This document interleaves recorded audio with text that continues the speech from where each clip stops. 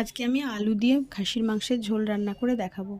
তার জন্য প্রথমে খাসির মাংসটাকে খুব ভালো করে ধুয়ে নিয়েছি। ধুয়ে নিয়ে তাতে হলুদ আর সর্ষের তেল কিছুটা মাখিয়ে নিয়েছি।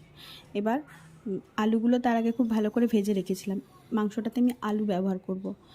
এবার কড়াতে কিছুটা তেল দিয়ে গরম মশলা ফোড়ন দিয়ে পেঁয়াজগুলোকে ভাজতে দিয়ে দিয়েছি। পেঁয়াজগুলো ভাজার সময় কিছুটা নুন আমি পেঁয়াজগুলোর মধ্যে দিয়ে দিয়েছি, যাতে পেঁয়াজগুলো খুব তাড়াতাড়ি নরম হয়ে যায়। এবার পেঁয়াজগুলোকে ব্রাউন কালারের করে ভেজে নেব। পেঁয়াজগুলো ব্রাউন কালারের করে ভাজা হয়ে গেলে এবার আমি এর মধ্যে একে একে রসুন বাটা অ্যাড করব। রসুন বাটাটা দিয়ে পেঁয়াজের সাথে রসুনটা খুব ভালো করে কষাবো।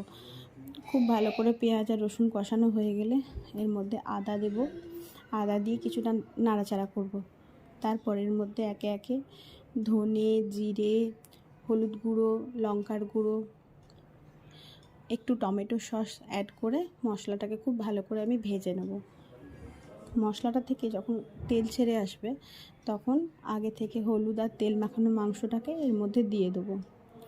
দিয়ে আমি এবার মাংসটাকে খুব ভালো করে কষাতে থাকবো। মাংসটা ঢাকা দিয়ে দিয়ে কষাবো, তাহলে মাংসটা একটু নরমও হয়ে যাবে। এবার মাংসটা খুব ভালো করে কষিয়ে একটু নরম হয়েও এসেছে। কষানোর পরে তেল ছেড়ে এলে মাংসটা থেকে এবার ওই মাংসটাকে আমি প্রেসার কুকারের মধ্যে দিয়ে দেবো, কষা মাংসটাকে। আর ওই কড়াটার মধ্যে কিছুটা জল দিয়ে আমি জলটা গরম করতে দেব। মাংসটার মধ্যে আমি কোনো ঠান্ডা জল ব্যবহার করব না, তাতে মাংসটার টেস্ট নষ্ট হয়ে যাবে। সেই জন্য আমি ওই কড়াটা ধুয়ে কিছুটা জল আমি ফুটতে দেব।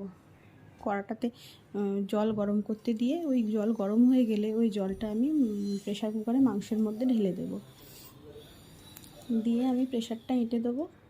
আর হাই ফ্লেমে প্রেসারে আমি 3টে সিটি দিতে দেবো।